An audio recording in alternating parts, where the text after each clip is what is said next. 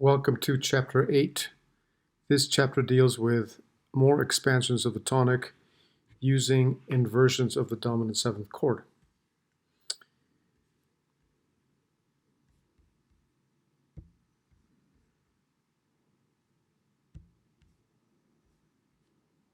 At the bottom of page 232,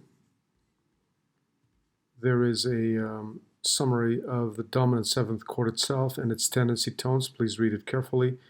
Essentially, the chordal 7th always resolves down by step, and the leading tone resolves only when it's in an outer voice. Okay, so let me go ahead and play these examples for you. Example 8.1.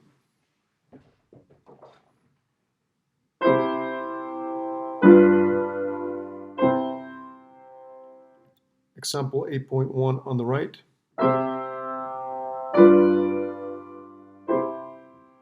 You notice how the leading tone, the note B in the right hand of the piano, in this case is not resolving, it's actually skipping down by a third to the G. Whereas on the first example on the left, the leading tone is in the soprano and must resolve up. That's essentially the main difference.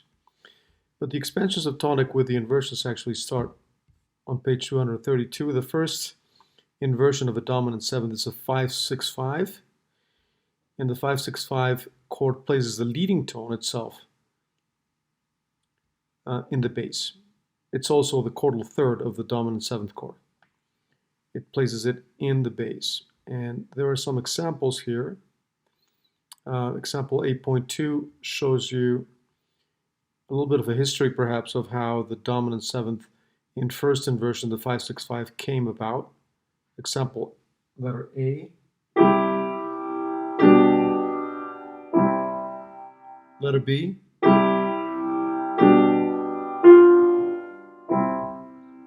Notice how that chordal 7th appears as a passing tone.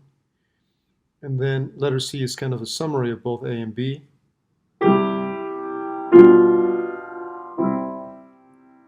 Most important thing here is the bass motion C, B, C.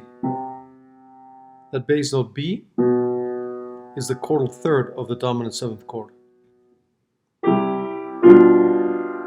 This chord.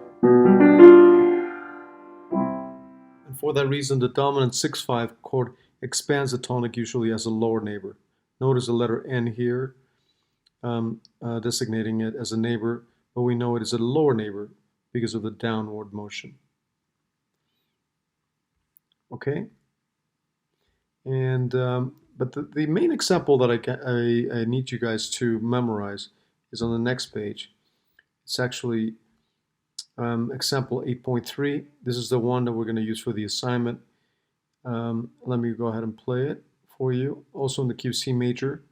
Notice how the bass is moving down by step to the chordal third of the dominant 7th chord, creating a 5-6-5. And the soprano moves up by step, creating kind of a contrary motion in the soprano and the bass. And it sounds like this. And if we change registers like we did, like I'm going to ask you to do in the assignment, it's going to sound like this. Notice that on this example, the soprano is actually singing on a very low register. Okay, so this is the example that I need you to memorize for future reference. Example A, 8.3. Okay, we're going to move on to the dominant 4-3, which places the chordal fifth of the dominant 7th chord, or scale degree 2 in the bass. And there are two examples here, one by Laitz, Sonata for Oboe, and another one by Schubert. Let me see if I can play these examples for you guys. The first one in the key of A minor.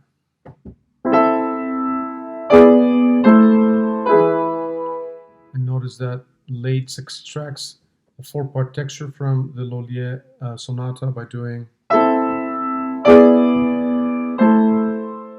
And notice the function of the 5-4-3 chord as a passing structure. And then there's an example from Schubert in the key of F major. And let's see what it sounds like in the key of F.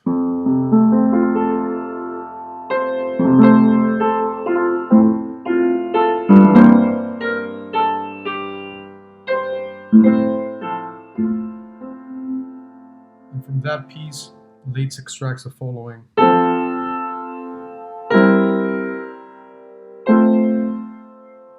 See if you can understand the relationship between Schubert B.2 and the Laitz 4-part texture B1. Listen to this Schubert again.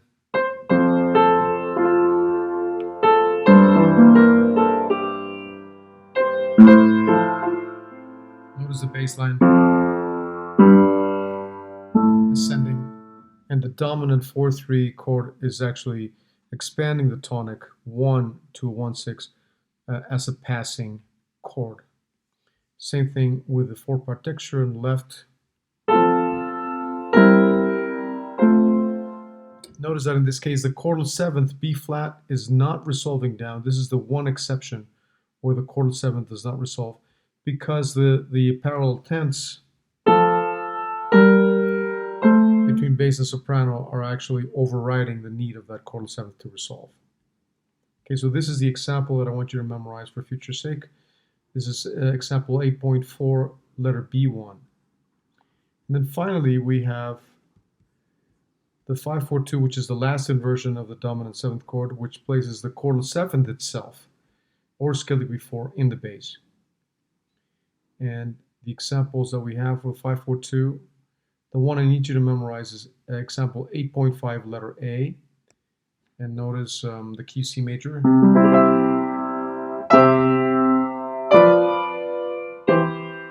Notice the bass leaping up by a fourth, and then resolving down by step.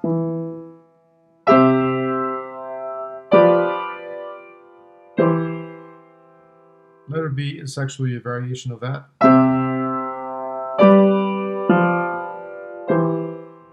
With the bass leaping up a fifth, and then descending by step. But the 5/4-2 chord is still present there. I'm sure you can see it. And one example from the literature would be the famous sonata in C major by Mozart. The second theme of the first movement goes like this.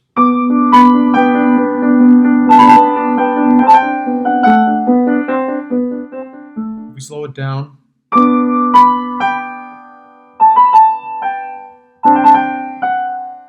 that chord on the downbeat of the second measure has C in the bass, then a D, then the letter, the pitch A, which is part of the trill, and the pitch F sharp. Altogether, C, D, F sharp, A is the 5/4-2 in the key of G major, resolving to a, which would resolve ultimately to a 1/6 chord later on. Okay, so there you have these three structures.